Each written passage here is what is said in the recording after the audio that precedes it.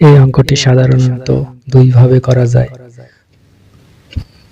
আমরা প্রথমত কঠিন পদ্ধতি দেখব, পরে দেখব যে সহজ ভাবে কিভাবে করা যায়। চলুন শুরু করি। 0, 2 পৌনঃপুনিক ও 4 পৌনঃপুনিক, এটাকে আমরা যদি দশমিক আকারে লিখি তাহলে এমন লিখতে পারি, কারণ 2 পৌনঃপুনিক 4 পৌনঃপুনিক মানে হলো দশমিকের পর 2 4 2 4 2 4 এমন অসীম পর্যন্ত লেখা যায়।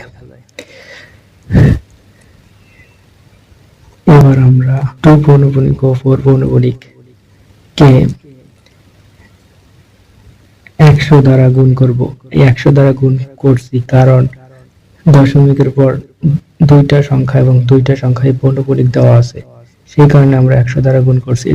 যদি তিনটা সংখ্যায় পৌনঃপুনিক দেওয়া থাকতো তাহলে 1000 দ্বারা গুণ করতাম।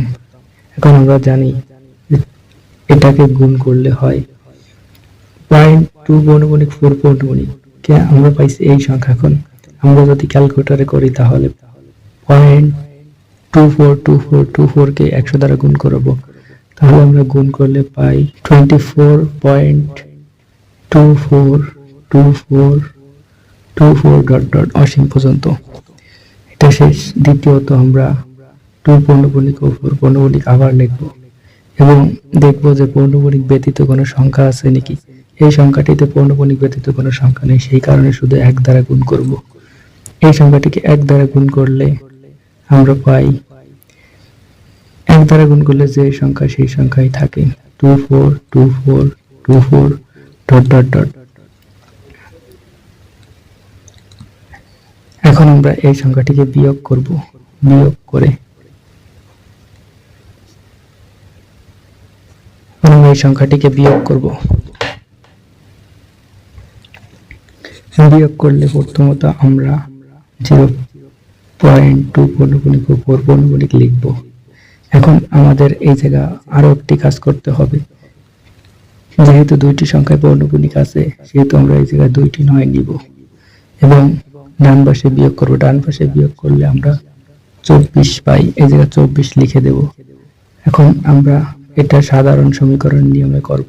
0.2 পৌনঃপুনিক 4 পৌনঃপুনিক, এই জায়গায় 99 গুণ আছে, ওই সাইডে ভাগ হবে 24 ভাগ 99। আমরা যদি এটা 3 দিয়ে কাটাকাটি করি, 3 3 33 99, অর্থাৎ 8/33। অর্থাৎ এতকে সাধারণ ভগ্নাংশে প্রকাশ করলে আমরা 8/33 পাবো। এখন আমরা যদি এটা সহজ পদ্ধতিতে করি তাহলে কিভাবে হবে চলুন দেখে নিই।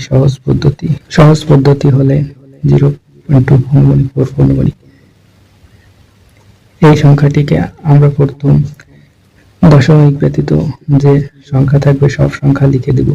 দশমিক ব্যতীত যে সংখ্যা আছে সব সংখ্যা, দশমিকের আগে যদি কোনো 1 থাকতো কিংবা 2 থাকতো তাহলে এই জায়গায় লিখতাম যে 224, কিন্তু এই জায়গায় যেহেতু 0.2 পৌনঃপুনিক 4 পৌনঃপুনিক রয়েছে, সেহেতু আমরা শুধু যে সংখ্যাটি রয়েছে শুধু সেই সংখ্যাটি লিখছি। এখন মাইনাস দেব। মাইনাস দেওয়ার পর দেখবো যে পৌনঃপুনিক ব্যতীত কোনো সংখ্যা আছে নাকি। এই জায়গায় পৌনঃপুনিক ব্যতীত কোনো সংখ্যা নেই, সেই কারণে আমরা 0 লিখব এবং দশমিকের পর দুইটা সংখ্যায় পৌনঃপুনিক রয়েছে, এই কারণে আমরা 2টা 9 লিখব। এখন 24 ভাগ 99, আমরা যদি এটা কাটাকুটি করি তাহলে লিখতে পারি 8/33। আশা করি আপনারা বিষয়টি বুঝতে পারছেন।